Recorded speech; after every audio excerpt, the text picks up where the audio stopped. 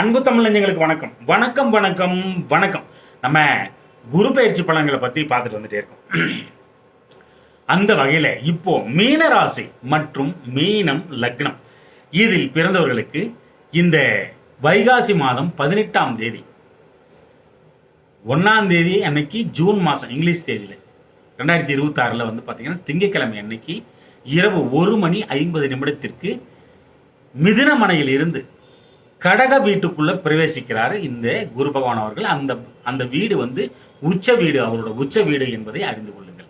அப்போ இந்த மாதிரி பயிற்சியாகி கடக மனையில் அமர்ந்து இந்த மீன ராசி மற்றும் மீன லக்னத்திற்கு எந்த விதமான நற்பலன்களை வழங்குவார், பாதக பலன்களை கொடுப்பார் அப்படின்னு வந்து பார்க்கலாம். முதல்ல நற்பலன்களை பார்ப்போம். காணொலியின் கடைசீட்டில் பாதக பலன்கள் என்னென்ன வரும் அப்படிங்கிறதையும் பார்ப்போம். காணொலியை முழுசா பார்த்தீங்கன்னா மட்டும்தான் உங்களுக்கு ஒரு தெளிவு பிறக்கும் அப்படிங்கிறத வந்து தயவு செய்து உணர்ந்து கொள்ளுங்கள். காணொலிக்குள்ள போறதுக்கு முன்னாடி சும்மா 2 செகண்ட் மட்டும் உங்கள் சுயஜாதகத்தில் தசை நடத்தும் கிரகத்தின் அதிதேவதையை நீங்கள் வணங்குதல் வேண்டும். ஏன் அப்படின்னா உங்கள் சுயஜாதகத்தில் தசை நடத்தும் கிரகம்தான் உங்களுடைய வாழ்க்கை சம்பவங்களை நிர்ணயம் செய்கிறது. உங்களுடைய அணுவணுவான செயல்பாடுகளையும் தீர்மானிப்பது யார் அப்படின்னா உங்கள் சுயஜாதகத்தில் தசை நடத்தும் கிரகம்தான் என்பதை உணர்ந்து கொள்ளுங்கள். அந்த கிரகம் நன்மையானதாக யோகமானதாக இருந்துவிடும் பட்சத்தில் நல்ல பலன்களை நீங்கள் அனுபவிப்பீர்கள். யாரு தடுத்தாலும் நல்ல பலன்கள் மட்டும்தான் வரும். அந்த கிரகம் பாவப்பட்டு பங்கப்பட்டு தன்னுடைய சுபத்துவத்தை இழந்து திசை நடத்தும் பட்சத்தில் துன்பம் மட்டும்தான் வரும். அப்போ அதன் அதிதேவதையை நீங்கள் வணங்கி சுபத்துவப்படுத்தும் பட்சத்தில் அட்லீஸ்ட் துன்பமாவது வராம இருக்கும் அப்படிங்கிறத வந்து தயவு செய்து உணர்ந்து கொள்ளுங்கள். எல்லாரும் தசை நடத்தும் கிரகத்தின் அதிதேவதையை நீங்கள் வணங்குகிறீர்கள் அப்படின்னு வந்து நான் நம்புறேன். அப்போ இந்த குரு பயிற்சியில வந்து பாத்தீங்கன்னா நான் சொல்ல போற பலன்கள் மட்டும்தான் உங்களுக்கு நடந்தேறும் என்பதை தயவு செய்து உணர்ந்து கொள்ளுங்கள். பலனுக்குள்ள போமா. இந்த குரு பகவான் அவர்கள் வைகாசி மாதம் 18ஆம் தேதி இந்த மிதுன ராசியில் இருந்து திங்கட்கிழமை அன்னைக்கு 1:50 இரவு மிதுன மனையிலிருந்து கடக வீட்டில் கடக மனைக்கு வந்து அமர்ந்து இந்த மீன ராசி மீன லக்னத்திற்கு எந்த விதமான நற்பலன்களை கொடுப்பார் அப்படின்னா பாருங்க. தன்னுடைய 5ஆம் பார்வையாக 9ஆம் இடத்தை பார்வை செய்கிறார். விருச்சிக வீட்டை பார்வை செய்கிறார். குரு நோக்கின் கோடி குற்றங்கள் நீங்கும் என்பது மூல நூட்களின் வாக்கு, ஜோதிட ஜாம்பவான்களின் வாக்கு என்பதை புரிந்து கொள்ளுங்கள். அப்போ 9ஆம் இடத்தை பார்வை செய்கிறார். ஏற்கனவே அது வந்து ரொம்ப இயற்கை சுபகரகம். அது வந்து பார்த்தீங்கன்னா இன்னும் கோச்சார குரு யாருக்குமே கட்டுப்பட மாட்டாரு. அது வந்து பார்த்தீங்கன்னா நல்ல சுபத்துவம் மிக்கது. ஏன்னா உச்சம் வேற ஆகுது. உச்சம்னா அப்படியே அங்கே வந்தோடனே கை காலெல்லாம் பெருசாகி போட்டு அப்படியே கண்ணா முட்டெல்லாம் பெருசாயிரும், அப்படி பயங்கரமாக பார்ப்பாரு. அப்படிலாம் கிடையாது. அவர் எப்பயும் போல தான் இருப்பார். அந்த வீட்டுக்குள்ள வரும்போது மட்டும்தான் சம் பர்டிகுலர் டிகிரியில மட்டும்தான் அதுவும் அந்த டிகிரியில மட்டும்தான் தன்னுடைய ஒளி கற்றைகள் ரொம்ப பலமா தங்கு தடையின்றி விழ வேண்டிய இடத்துல விழுவும். 5ஆம் இடமும் 9ஆம் இடமும் 7ஆம் இடத்துலையும் விழ வேண்டிய இடத்துல விழும். உச்சம் பெற்று இருக்கும். அப்போ அந்த லக்னாதிபதியா வந்துட்டா ரொம்ப உச்ச பலத்தோட இருப்பார். அந்த மாதிரி இதுதான் வந்து உச்சம் அப்படின்னு வந்து அருளப்படுகிறது. தங்கு தடை இல்லாமல் அவர் வந்து அவரோட ஒளிக்கற்றைகள் அவரோட எங்கெங்க பார்க்குறாரோ அவங்கெல்லாம் விழும் அப்படிங்கிறது தான் கரெக்ட். சரிங்களா? அப்போ 9ஆம் இடத்தை அவ்வளவு சுபத்துவப்படுத்துறாரு, பயங்கரமா சுபத்துவப்படுத்துறாரு. இந்த மாதிரிலாம் வரது வந்து பார்த்தீங்கன்னா மறுபடியும் 12 மாதம் கழிச்சு தான் கிடைக்கும் இந்த மீன லக்னத்துக்கு. அதனால 9ஆம் இடத்தை பார்வை செய்கிறார். 9ஆம் இடம் வந்து பாக்கிய ஸ்தானம். பாக்கியம்னா என்னங்க? அதிர்ஷ்டம். அதுதான் வந்து பாக்கியம். அந்த அதிர்ஷ்டம் எப்படி வரும் அப்படின்னா இந்த 8ஆம் இட அதிசயம் 5ஆம் இட அதிர்ஷ்டம் அந்த மாதிரிலாம் இல்லை. இது வந்து பார்த்தீங்கன்னா இது வந்து முற்பிறவி பின்பிறவி நிகழ்பிறவி இந்த மாதிரி பிறவிகளில் நீங்கள் செய்த நற்காரியங்களால் விளைந்த புண்ணியங்கள் யாவும் பாக்கியமாக கிடைக்கக்கூடிய இடம். அப்போ கொடுப்பினை இருக்கிறா உனக்கு அப்படிம்பாங்க பார்த்தீங்களா, அந்த கொடுப்பினை உங்களுக்கு அதிர்ஷ்டமாக கொட்டும். இந்த மாதிரி நினைச்சதெல்லாம் நிறைவேறும். அப்படின்னா நீங்க எதிர்பார்த்தது வந்து நடக்கும் அப்படிங்கிறத வந்து புரிந்து கொள்ளுங்கள். காரிய தடைகள் தாமதங்கள் தங்கு தடையின்றி இனிமேல் நடக்கும் என்பதை உணர்ந்து கொள்ளுங்கள்.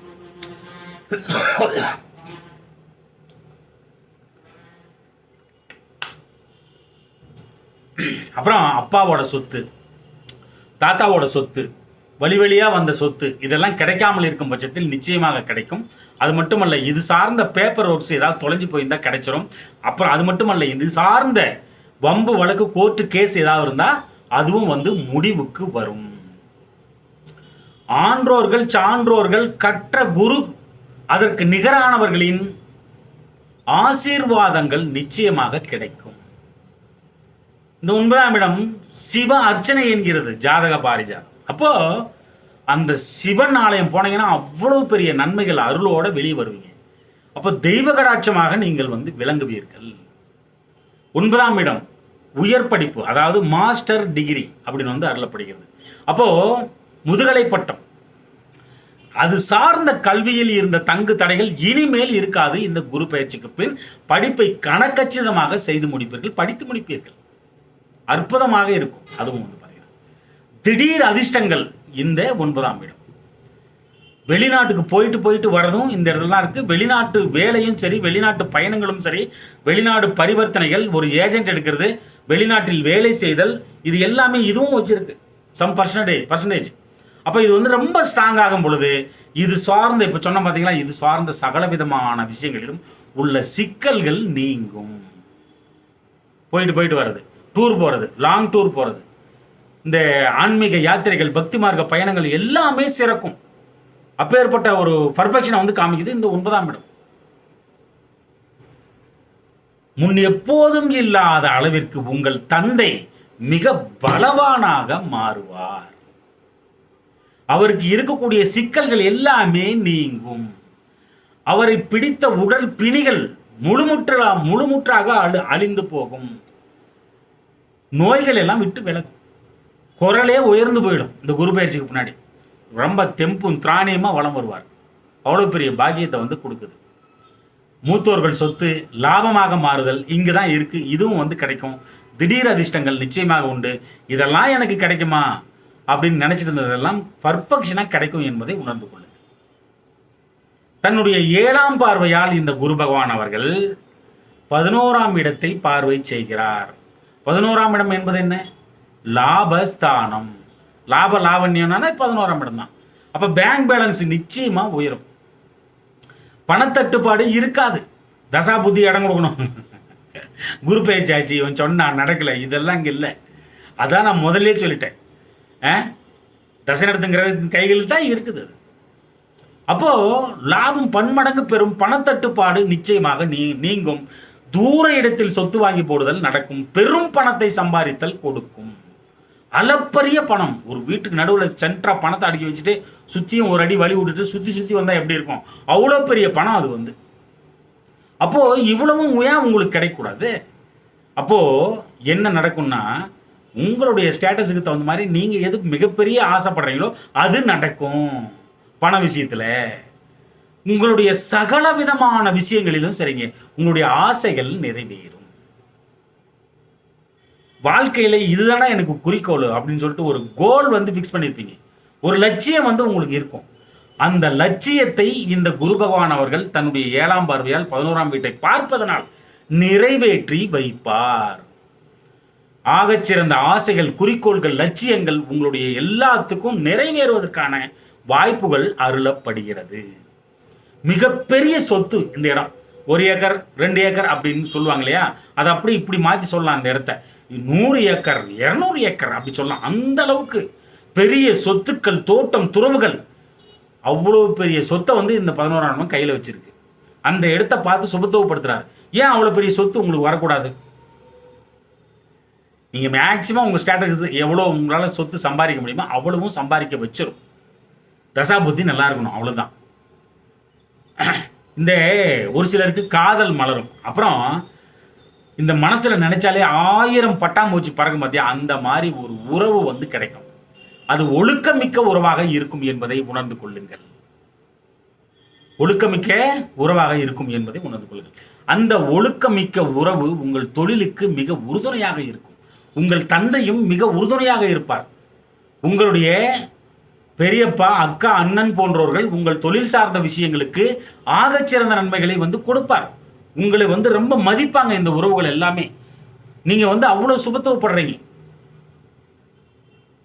அது மட்டுமல்ல, இந்த 11ஆம் இடம் ஆகச்சிறந்த தெம்பு, உங்களுடைய தெம்பு, உங்களுடைய பலம், அப்போ நோய் எதிர்ப்பு சக்தி அந்த 11ஆம் இடம்.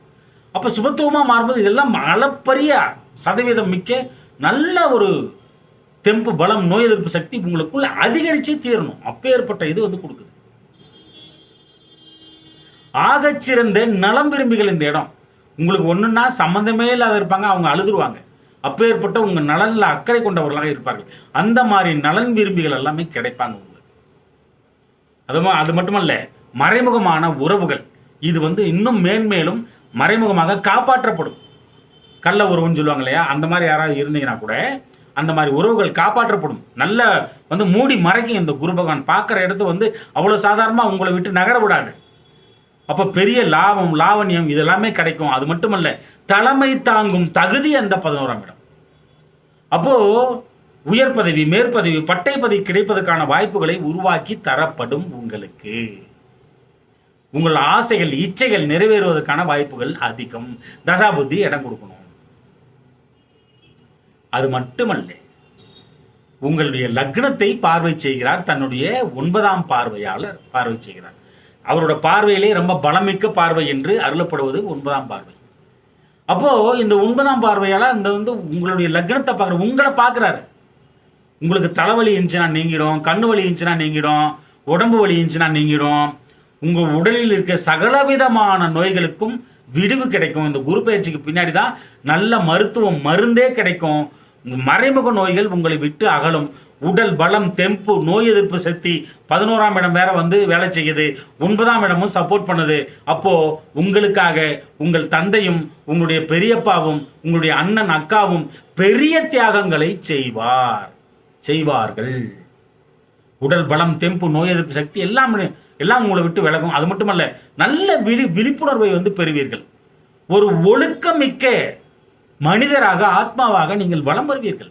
உங்களை பார்த்தாலே தெய்வ கடாட்சமாக திகழ்றீங்க நீங்க அப்படின்னு வந்து சொல்ற அளவுக்கு உங்களை பார்த்தாலே தெய்வாதீனமா அடுத்து உங்க கண்ணுக்கு படுவீங்க. ஏன்னா குரு பார்க்குறாரு, லக்னத்தை பார்க்குறாரு. உயிர்காரகன், ஆத்மகாரகன் அந்த இடம் லக்னம். அப்போ அது வந்து சுபத்துவப்படுது. அப்போ ஆகச்சிறந்த நல்ல ஒழுக்கம் மிக்க நல்ல மனிதராக வலம் வருவீர்கள். உங்களுக்குள் இருக்கக்கூடிய சகலவிதமான எதிர்மறையான எண்ணங்கள் அனைத்தும் விலகி நேர்மறையான எண்ணங்கள் உள்ளுக்குள் புகும். அப்போ சகல விஷயங்களும் சுபத்துவமாக மாறும். உங்கள் சுற்றத்தார் முதற்கொண்டு எல்லாராலையும் நீங்கள் மதிக்கப்படுவீர்கள். உங்களுடைய புகழ், கௌரவம், அந்தஸ்து உயர்ந்து கொண்டே போகும். உங்களை நீங்கள் சரியாக வைத்துக் கொள்ளுதல் நடக்கும். ஒரு வாக்கிங் போறது, ஒரு ஜாகிங் போறது, உடல் திருத்தமா வச்சுக்கிறது, உங்களையே நீங்கள் வந்து நேசித்தல், உங்களை கரெக்டா வச்சுக்கிறது, இது எல்லாமே நடக்கும். தூக்கம் கட்டுப்பாட்டுக்குள் வரும். சோம்பேறித்தனம் விலகும். உறவினர்கள் மத்தியில் மிக முதன்மையான மனிதராக உங்களை திகழ வைக்கும். அது மட்டுமல்ல, ஒரு 10 பேர் இருக்காங்கன்னா இந்த குரு பயிற்சிக்கு பின்னாடி தசாபுத்தி நல்லா இருந்தா போதும், ஆகச்சிறந்த மனிதராக தனியே தெரிவிங்க, அப்படி மினுக்குவீங்க. அந்த அளவுக்கு உங்களை வந்து பர்ஃபெக்ஷனா கொண்டாந்து வைக்கும். நிறைய விஷயங்களுக்கு இது வந்து சப்போர்ட் பண்ணுங்க. தொழில் சார்ந்த விஷயங்கள்ல நீங்க இவ்வளவு நாள் தேடி தேடி தேடி தேடி போய் பண்ணிட்டு இருந்திருப்பீங்க. லாபத்தை கஷ்டப்பட்டு ஈட்டிட்டு இருப்பீங்க. லாபம் தானா வரும். இதுக்கு மேல தொழில வந்து இருக்கக்கூடிய சிக்கல் தானா உடம்பட்டு எப்படி நீங்கிச்சு, எப்படியா நீங்கிச்சு, ஓ அப்படியா அப்படின்ட்டு போவீங்க. தானா நீங்கிடும். தொழில் சார்ந்த விஷயங்கள்ல உங்களுக்கு புகழ், கௌரவம், அந்தஸ்து, சுயமரியாதை கொடுக்கும். மேலும் சகல விஷயங்களிலும் தடங்கல்கள் இருக்காது, தாமதங்கள் இருக்காது. இது எல்லாம் விட்டு விலகும். உச்சி ஸ்தானாதிபதி யாரே? இந்த குரு பகவான் அவர்கள். வெற்றி ஸ்தானாதிபதி. எல்லா வெற்றியும் உங்களை தேடி வரும். 11ஆம் இடம் சம்பந்தப்படுது. அப்படிங்கிற பட்சத்துல பெருத்த லாபங்களை சகல விஷயங்களிலும் நீங்கள் சம்பாதிப்பீர்கள். தந்தை மிக உறுதுணையாக இருப்பார். தந்தையை பற்றிய கருத்து வேறுபாடுகள் நிச்சயமாக உங்களுக்கு மாறும். அது மட்டுமல்ல, இவர் இப்படிதான்டா அப்படின்னு நினைச்சிட்டு இருந்திருப்பீங்க, அவர் அப்படி இல்லை அப்படின்றது வந்து நிரூபிப்பாரு. பயங்கரமா நிரூபிப்பார்.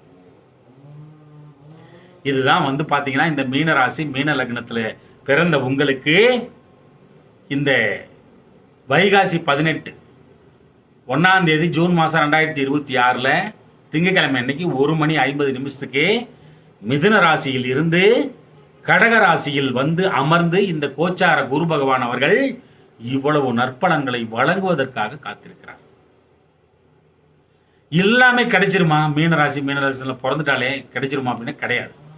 அதுதான் சூட்சமம். தசா நடத்துகின்ற கிரகம் நன்மையானதாக யோகமானதாக இருந்து விடும் பட்சத்தில் இந்த கோச்சார குரு பகவானால் கிடைக்கக்கூடிய சகல நன்மைகளும் உங்களுக்கு உங்கள் மீது மடை திறந்த வெள்ளமாய் பாயும் என்பதில் துளிக்கூட ஐயமே வைத்துக் கொள்ளாதீர்கள். காணொலியும் முழுசா பாக்குறது இல்லை. இப்ப பாருங்க, கஷ்டத்தை வந்து சொல்றேன் பாருங்க, என்னென்ன கஷ்டத்தை கொடுக்குன்னு சொல்லிட்டு ரொம்ப முக்கியம் இது. என்னென்ன கெடுபலன்கள் வரும் இந்த மீன ராசி லக்னத்துக்கு அப்படின்னா பாருங்க, எப்பப்பெல்லாம் அந்த கடக வீட்டுல தனிமையா தனித்து விடப்படுகிறாரோ இந்த குரு பகவான், அந்த நான் தனித்து நின்றால் அபகீர்த்தி மெத்த உண்டுன்னா. அப்போ அந்த அந்த பாருங்க, 4ஆம் இடத்துல இருந்து 5ஆம் இடத்துக்கு வராரு. உங்களுடைய 4ஆம் வீடு மிதுன வீடு, 5ஆம் வீடு கடக வீடு. அப்போ மிதுனத்திலிருந்து பயிற்சி 5ஆம் இடத்துக்கு வராரு. அவரு ஓவர் வெயிட்டேஜ் பிக் பிளானட், அந்த இடமே போட்டு அமுக்கிற மாதிரி இருக்கும். அப்போ ஒரு இரிட்டேஷன், ஒரு திணறி போறது, அந்த மாதிரி அந்த 5ஆம் இடம் திணறும். அப்போ தனிச்சு நின்னா பெரிய பிரச்சனை உண்டு. யாராவது கூட சேர்ந்தாங்கன்னா ஓரளவுக்கு சமாளிக்கலாம். எப்பப்பெல்லாம் தனிச்சிருக்கிறாரோ அப்பெல்லாம் ரொம்ப வந்து பிரச்சனையை வந்து கொடுக்கும். அது மட்டுமல்ல, எல்லாரும் சொல்லுவாங்க 5ஆம் இடத்துல வந்துட்டார் குரு, உங்களுக்கு குழந்தை பிறந்துரும் அப்படிம்பாங்க. 5ஆம் இடத்துல வந்துட்டார் அரசாங்க வேலை கிடைக்கும் அப்படிம்பாங்க. அதெல்லாம் இல்லை. குரு நோக்கின் கோடி குற்றங்கள் நீங்கும், இருக்கும் இடம் பால்படும். அப்ப சரியா வச்சா 5ஆம் இடம் அடி வாங்கியே தீரணும். தசா புத்தி சரியில்லைன்னா மாட்டிப்போம், தசா புத்தி நல்லா இருந்தா தப்பிச்சுப்போம். தசா கிரகத்துல கிரகம் நல்லா இருந்துச்சுன்னா இது ஒண்ணுமே தெரியாது, தசனத்துல கிரகம் சரியில்லைன்னா மாட்டிப்போம். அப்போ அந்த 5ஆம் இடம் உங்களுடைய குழந்தைகள். முதல்ல குழந்தைகள் வந்து பாத்தீங்கன்னா நல்ல ஒரு படிப்பு சார்ந்த விஷயங்கள்ல ஒரு வாலிப வயதுல இருந்தாங்கன்னா, எப்படியோ உங்க குழந்தை உங்களுக்கு தசா புத்தி சரியில்லைன்னா உங்க குழந்தை உங்க சொல் பேச்சை கேட்காது. உங்க பசங்க கேட்க மாட்டாங்க. கருத்து முரண்பாடுகள் அவர்களுக்குள் வரும்.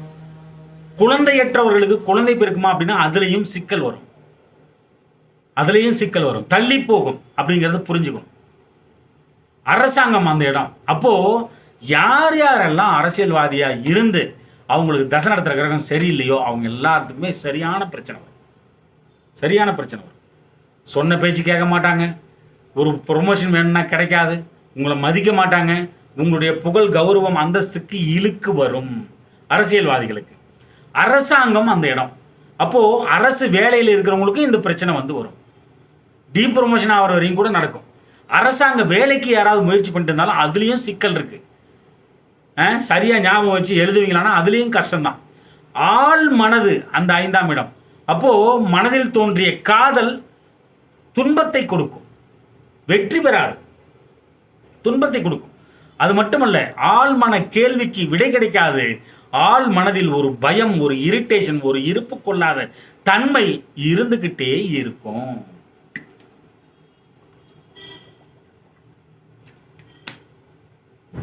அது மட்டுமல்ல,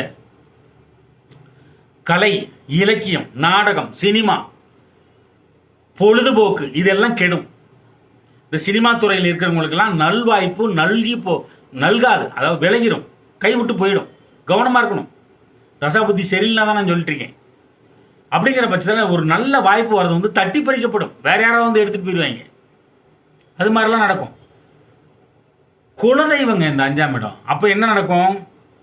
குலதெய்வத்துக்கு கால் வச்சுட்டீங்கன்னா பாருங்க, தசா நடத்துற கிரகம் நல்லா இருந்தால் தான் கால் வைக்க முடியும், இல்லைன்னா வைக்க முடியாது ஒரு வருஷத்துக்கு. அப்போ குலதெய்வ அருள் கிடைப்பதிலையும் சங்கடம் வந்து வரும். அப்புறம் இன்னொரு விஷயம் அதுல இருக்கு. என்ன அப்படின்னா, பாரம்பரியம் மிக்க சகலவிதமான விஷயங்களும் சிக்கலில் முடியும். சொத்து முதற்கொண்டு, ஒரு பேப்பர் ஒர்க்ஸ் முதற்கொண்டு, ஒரு பொருட்கள், பாரம்பரியமான பொருட்கள் முதற்கொண்டு எல்லாமே பிரச்சனையாக தான் வந்து முடியும். இதுல இருந்தெல்லாம் எப்படி நான் வெளியே வரலாம் அப்படின்னா, ஒரே விஷயம் தான். குரு பகவானை வணங்கணும். சிவனாலயத்தில் உள்ள தட்சிணாமூர்த்தியை மண்டி போட்டு வணங்கணும் வியாழக்கிழமை தோறும். அப்போ மாசத்துல ஒரு நாளோ 2 மாசத்துல ஒரு நாளோ ஒரு கொண்ட கடையில் வந்து பதார்த்தம் பண்ணி படைச்சு பூஜித்து எல்லாருக்கும் பிரசாதமா கொடுக்கணும்.